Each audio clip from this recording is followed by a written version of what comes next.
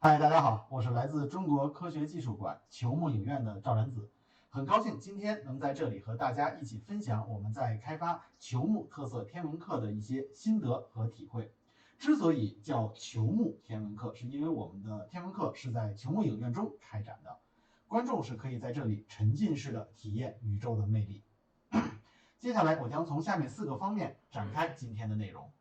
中国科技馆是一个国家级的科普场馆，拥有一座30米直径的球幕影院，影院共有438个座位，其中包括一套70毫米15偏孔的 IMAX 胶片放映机，还有一套数字和光学混合的天象演示系统。在2018年的时候，我们对影院的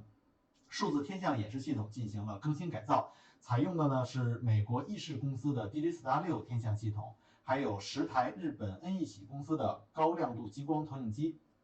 这个数字系统它的分辨率可以达到真 8K 的水平，配合原有的日本武藤光学研究所的 Super Helix 光学天象仪，我们拥有国际一流、国内领先的球幕电影播放和天文演示的效果。从2018年起，我们就开始利用这套系统，陆续开发了10套互动式的天文课、球幕特色天文课。它也成为了中国科技馆的一个品牌活动，受到了观众的广泛好评。我们课程的主要的目标呢群体是小学生。通过对参观中国科技馆球幕影院的学生群体进行了调查，我们发现小学生占学生总数的90%以上，其中小学1到3年级的比例是75%，4到6年级的相对少些17%。因此，我们将这一群体作为课程的主要服务对象。此外，我们也积极跟学校合作，接收学校学生团体来参加课程，丰富学生们的课外的学习生活。不同年龄阶段的学生在学习和认知方面所处的阶段是各有不同的。根据皮亚杰的认知发展理论，我们目标群体的学生主要处在前运算阶段和具体运算阶段，这是我们在课程开发时要重点考虑的一个因素。与此同时，随着中国经济科技的飞速发展，尤其是天文和航天领域取得了许许多多的成就，使得我们现在的公众，尤其是青少年，他们呢将好奇心更多的指向了宇宙。公众对于天文知识的需求也越来越强烈，这也为我们科技馆、为我们天文馆提出了更高的要求。而对于长期生活在城市中的学生，严重的光污染也使得很多孩子从未见过银河和满天的繁星。在德国，第一个天文馆的诞生，其实同样也是为了让公众能够在人造的环境下去欣赏星空之美。因此，这也是我们在开发课程时需要考虑到的。具体到课程的开发上，我主要从选题、内容和形式3个方面进行介绍。在课程的选题上，我们也在不断的修正与更新。从最初以常规的天文内容，比如说星座呀、太阳系的家族、月相变化等等为主，到后来我们开始针对天文的前沿发现，还有航天工程的关键节点这个所处的这些热点事件，去开发并实施与之相应的球幕特色天文课。比如2020年3个国家的火星探测器相继发射，被称为火星年。还有同年的嫦娥5号采样返回，还有2021年新智彗星光临地球，同年的探测器登陆火星等等，以及日月食、流星雨等等这些特殊天象期间，我们所开展的各式各样的课程。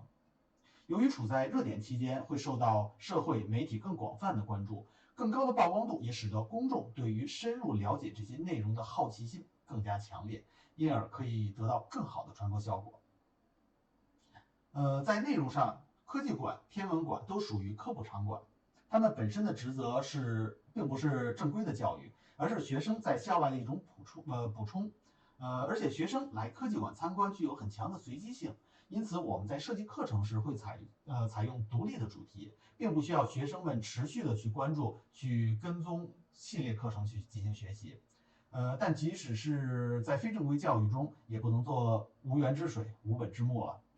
基于构建主义理论，我们需要掌握学生对于相应知识点的认知情况，才能够基于学生现有的水平进行课程的设计。因此，义务教育的科学课程标准是我们必须要重点参考的。科学课程标准中设置了13个学科核心概念，是所有学生在义务教育阶段应该掌握的，并且对于每一个核心概念所包含的内容以及不同年级学生应该掌握到什么程度，都有着非常明确的划分，非常方便我们在课程设计时进行参考。大家看这13个学科核心概念中，看似只有宇宙中的地球和地球系统与天文有关，但实际上天文早已不是单纯的数一数天上的星星了。人类对于宇宙的探索，对于地外生命的搜寻，还有在航天领域的发展，甚至未来人们进行星际旅行的时候，这些都其实与天文有着密不可分的关系，也都是我们课程设计中必不可少的内容。这13个学科的概念会穿插其中，成为一个跨学科的合集。由于参与活动的学生年龄、知识水平，他们之间一定会存在着显著的差异，而且呢，在服务亲子家庭的时候，还会有家长参与其中。因此，在课程设计中也不能完全将课程标准作为唯一的参考。一方面拓展一些更加深奥的知识，同时呢，对一些社会的热点、谣言、误解、迷信等等进行一个破除，也是可以在服务好目标群体的同时，让所有进入影院的受众都有所收获。在教学的目标上，我们仍然是要以课程标准为指导，将科学观念、科学思维、科学探究实践，还有态度责任等核心素养融入到课程当中去。不同于在教室或者开放场地中开展的这种常规的探究式学习，球目特色天文课由于场地的限制，并不会开展很多动手操作或者是范围移动很大的游戏这些内容。更多的呢是通过语言上的沟通，以提问、设问、讨论等形式为主，去调动学生的积极性，引导学生主动的探索、独立的去思考、去归纳和总结，最终通过自己去找到答案，得出结论，实现一个知识的构建。小学生的抽象思维和想象力发展呢尚不充分，他们需要依赖具体事物的支撑，因此我们可以充分利用球幕影院这种沉浸式的体验，还有天象系统非常逼真的科学可视化特点，并适当的配合实物道具和现实生活中的具体实物，将一些原本抽象的难以理解的天文学概念，比如星球运行的轨道，还有星空的三维立体结构、宇宙的大尺度结构等等，变得直观而且易于接受。而且有很多研究表明，相比于书本或者常规屏幕上的视频演示，在球幕中演示的可视化教学内容可以取得更好的教学效果。一方面呢，是因为球幕的沉浸式画面可以更好的明确空间位置关系，更容易使学生去理解这些很复杂的空间维度概念。另一方面呢，巨大的画面可以降低外界的干扰，使得学生的注意力变得更强。此外，借助于天象系统的实时演示功能，我们可以不受时间、空间的限制，去观看曾经发生过或者未来将会发生的日月食、流星雨等等这些特殊的天象。同时呢，我们也可以带领学生去远离书本、远离课堂、远离城市，去欣赏璀璨的星空、美丽的银河。天上的星星也一闪一闪，渐渐明亮了起来。不仅如此，我们还可以带领他们来到外太空，近距离的去看一看土星的光环、木星的大红斑，去尝试探访嫦娥号探测器、阿波罗登月点，还有好奇号火星车，或者以好奇号火星车或者祝融号火星车的视角去观看火星的表面，甚至还可以超越光速来一场猎户座大星云的大冒险，看一看恒星诞生与死亡的地方。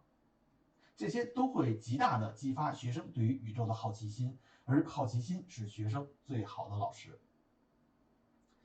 到今年为止，我们已经开发了10节不同主题的课程，共开展了活动30余场，